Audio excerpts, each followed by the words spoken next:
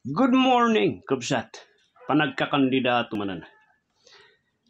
Din na sinugon iti panagbubutos iti kandidato tayo iti syudad iti ili tayo kan iti nasyon tayo nga Pilipinas. Sagsagay sa nga makita tayo iti nakaplastar nga banners ken dagiti ladawan dagiti kandidato nga adat igid-igid ti kalsada. Uray iti media kat makita tayo ti rupa da nadaduma uray kada kami kat ipagpakita da nga i-advertise da yan iti pages mi. Panagkakandidato. Iti da iti nga tsimpo ti pagtutungtungan tayo kat haan nga di kandidato nga kat kung ibutos yo. Gapus ta mamatya kada iti sovereign bukod mo nga desisyon nga awan ti kalintagak nga mangmandar kanyan. No sino ti ammo nga nananay nga mangibutos nga maibutos nga agbaling nga leader tayo. So nga da kanyang bijay kaya't nga ideklara no sino iti kadyo nga ibutos ita ianyo. Iti dati nga simpo ti pagtutungtungan tayo dati nga aldaw kat dagiti kandidato nga fools teacher. Napudot dati nga diskurso kan naipus iti napalpalabas nga aldaw. No sino iti fools teacher? Sino ti kulto? Dagiti ti kunatayo nga barbaro nga term tata dam iti old iti New Testament halos iti Bible kat maibagbaga nga false teachers iti awag kanyada. Bintang ti manong nga taon nag-evolve iti sao adu dagiti sao nga naimbento rimor di sao nga kulto. Ket malagip ko pa lang iti definition iti kulto kat anything, any religion. Anyaman nga pamatita. Ngahan nga may usto iti major doctrine nga sursuro iti scripture.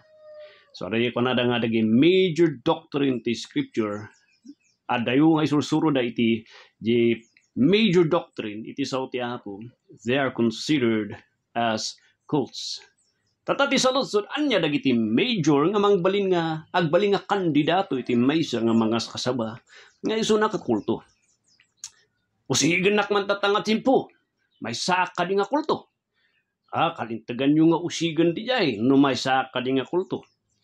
Damagan nyo man, apay anya, iti basaran iti Diyos. Nga iti may isa nga tao, kat qualified isuna, nga madeklara, nga agbaling nga kandidato, iti title nga false teacher, or cult, iti daytoy nga panawan.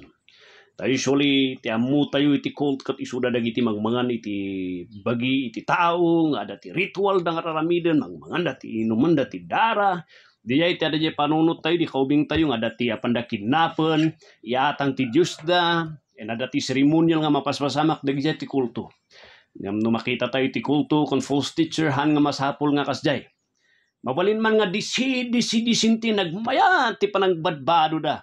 Nagdakkel ti kapilyada, organized naman. Nanti standard iti Diyos kat they are already considered as cult. For others, kunada, kulto dagita tahandan nga kapahantay nga kanagnagan, inmikat iti asosasyon tayo. So nga da duma dagiti inmikat iti asosasyon, asla kanyak, may bagbagak matan nga kulto. Umanay kadidi jay panangikat ti may nga tao ti asosasyon nga isuna kat madeklarar nga kulto. Pagtungtungan tayo day tingal daw. May sa kapusta sa bali ti relihiyon na, sa bali ti panagkankantada, kulto da. Kapusta hymns tayo lang, iso da praise and worship, aglaglag to da, kulto da. No da duma, no kitkitaan tayo, no da gito iti batayan tayo, ti panagbaling nga kulto. Agbalbalin tayo nga dogmatic. Ngalakay nga asungahan nga masuruan ang kadikat na sawan ti dogmatic. At nasawan, agbalbalin tayo nga nang iti bukod tayo nga panangkita nga awan mat ti basiran kan standard iti Diyos, ti kun consider tayo nga kulto. So nga one time rinibiyok ni Apo Isus dagiti disipulo ta pinasardeng da di may isang agkas-kasaba piman itinagan ni Apo Isus. Aping pinasardeng yo kana ni Apo Isus, una tagkas-kasaba tinagan mo, kas-kasaba na ti sursuron, hamat sumursurot kada tayo. Nagungot ni Apo Isus rinibiyok na dahi nga panunot kapusta agpanpanunot da nga di ko natin nga sectarianism nga ti panangkita da lang kat di isuda lang relihiyon da lang so ko na ni Kristo nuhaan nga against kada tayo nuhaan nga against ti sursuro kan haan nga against kanyak baybayan nyo ko maisuda.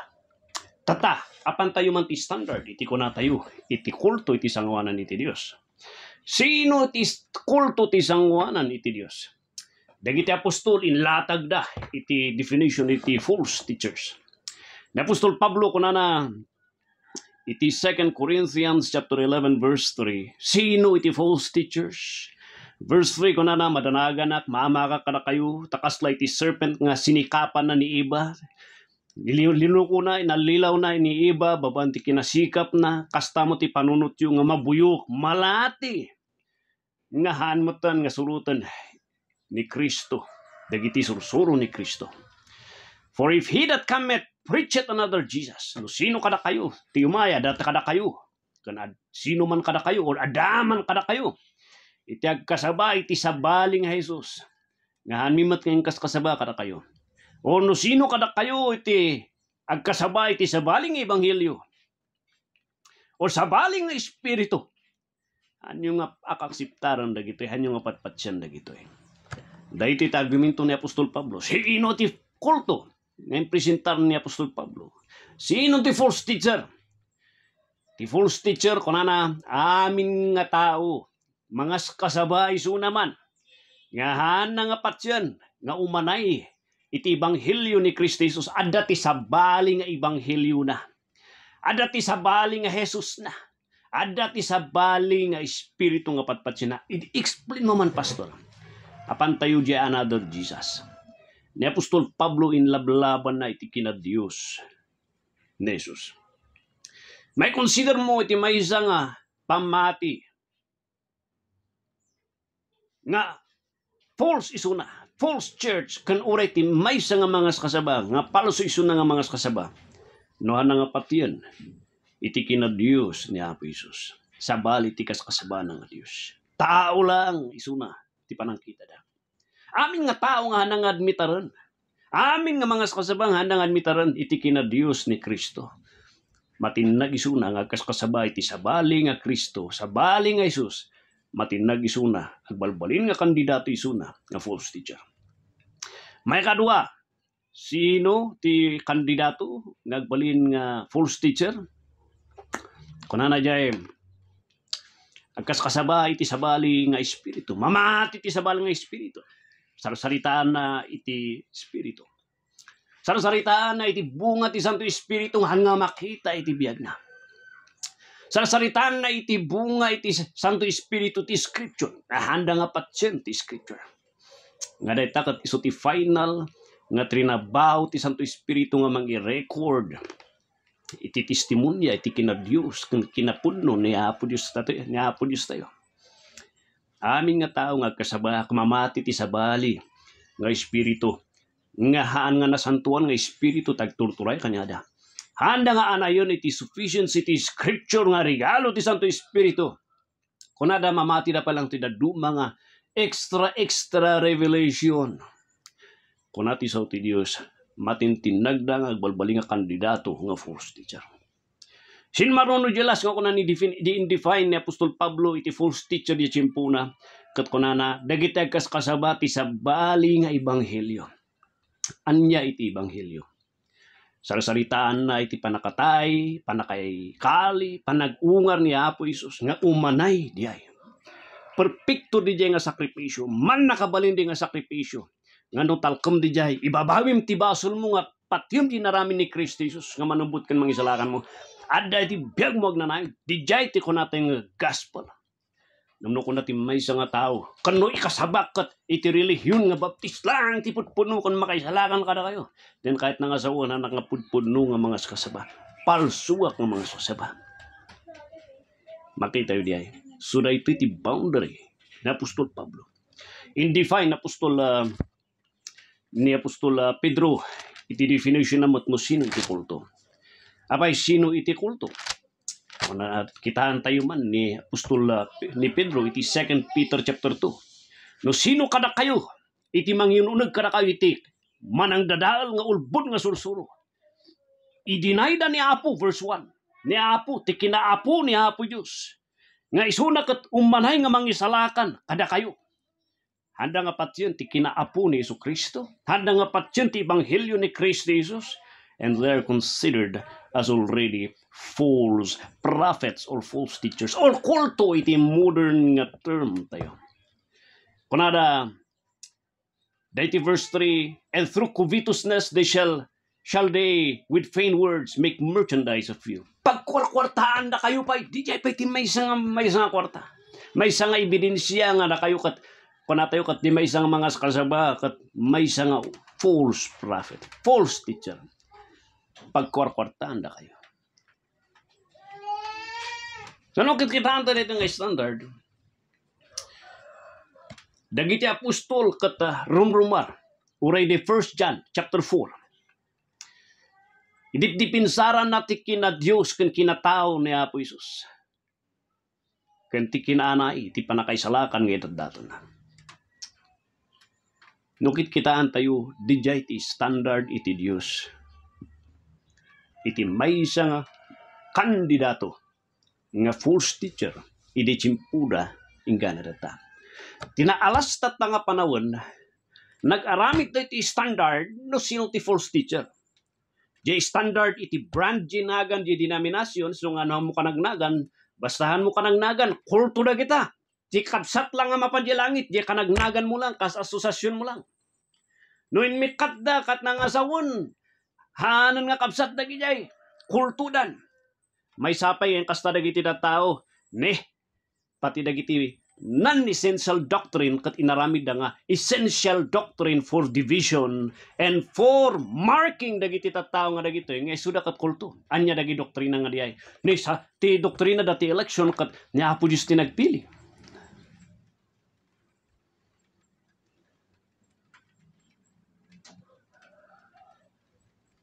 Di election kat nagbalin nga batayan iti maysa nga tao nga isuna kat kulto. Gapos takkan kanta da iti praise and worship, kulto da piman. Gapos ta nag-jeans isuna, kulto isunan. Ayo, piman.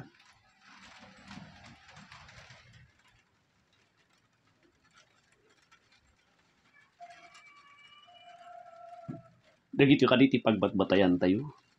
Nga surutan tayo nga status, standard iti maysa nga kandidato ti may isang kulto. Nag-aramid tayo ti standard tayo no sino ti kulto mo. Nga dati standard ti sao ti Diyos. No sino ti kulto. Uray pa inuhang ko nga kanagnagan iti denominasyon di ay no usto ti Ebanghelyo, usto may panggap ka ni Kristo, usto may panggap ti trabaho ti Santo Espiritu. Talkanda nga manay ti scripture kan handa proof pa nga kwarta kada kayo. Kapsak ko di jay ti Apo. Uren ho kaparparias iti conviction nga nagapuan nga denominasyon konsikta.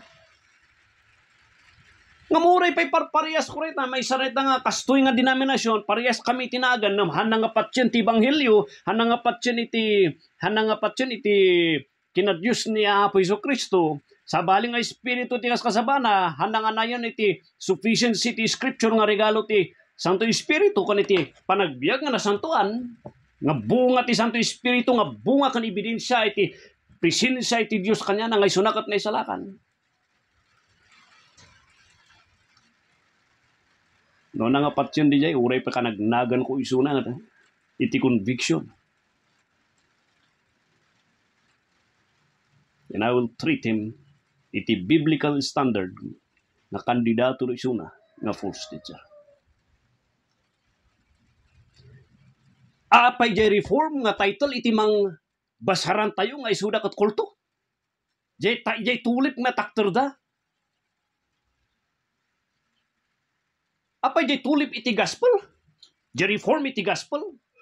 That is just an identity nga inagan dagiti nga tattao in respect dagiti grupo ti leaders iti 1600s inga na di 1800s nga gapus ti faithfulness dagiti tattao di nga nangitaktakder nga nagsublida ti scripture. Then, in respect to these people, they just consider themselves nga reform. Not because ada iti reformed.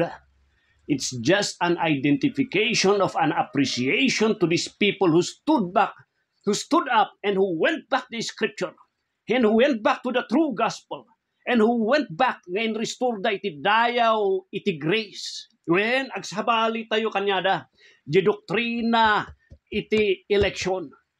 Nam apay di jay kadi ti makita tayo nga pagbasaran nga ada na isurat nga no sa bali ti doktrina na ti eleksyon. Kat kultuda. Adapt decide iti reform but never did I say dagahan nga mamati ti stand iti doktrina ti eleksyon nga handa nga naisalakan. Naisalakan da kabsat ko isuda iti apo. Hangkong inlunod isuda nga kulto.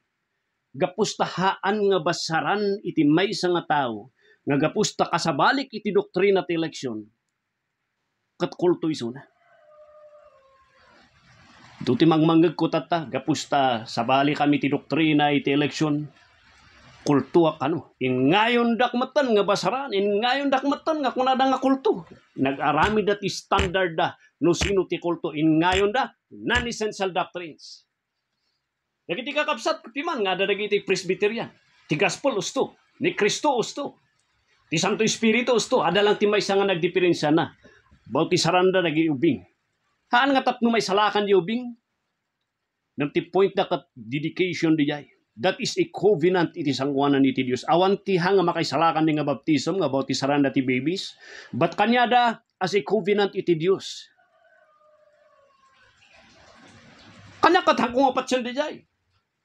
Then the infant baptism kadi kat nakasurat i Bible nga batayan nga isinak isudang ko nga kabsat. Do they believe the gospel? Mamati damat ka ni Kristo. Mamati damat ti bunga ti Santo Espiritu. Ti final sufficiency ti Scripture. Apay piman nga iba kanyada gapus lang di minor doctrine. Nakiwar ti utak tayon iti standard iti cult tatanga panawan. Ni Hymenaeus nga defini nga inlunod pinatakyas niya in condemn ni Apostol Pablo anya tindinay da the resurrection anya ti resurrection that is the gospel and election is not the gospel and if they do not believe and if they have a different stand iti election as long as nga ti gospel then I will consider that my brother nga kapsat iti Dios. Uray no hako karagnagan iti nagapuan nga asosasyon. Assembly of God, born again data, Presbyterian data, Wesleyan data, as long nga patsin na ti usto nga ebanghelyo ni Kristo. Kan iti sao iti apo, iti Santo Espiritu, ti trabaho na. And as long nga grupa nga kwarta, I will be proud to tell them they are my brothers. Nung labsingan na dagiyay nga standard iti Diyos.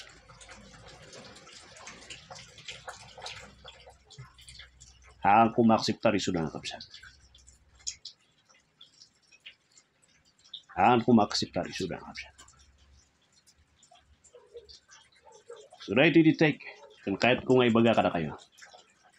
May panggap dagiti kandidato. Kandidato nagbalin nga false teacher. Am I one? Dengan nyo amin ti record ko. Did I preach another gospel malaksid kini Kristi Jesus nga umanay? Did I preach another Jesus na kunak nga tao lang isuna? I did not. Did I preach another spirit na umanay iti trabaho na iti scripture nga pagbatayan iti pamati? My friend, test me. No agpaiso iti chismis no false teacher. Test me.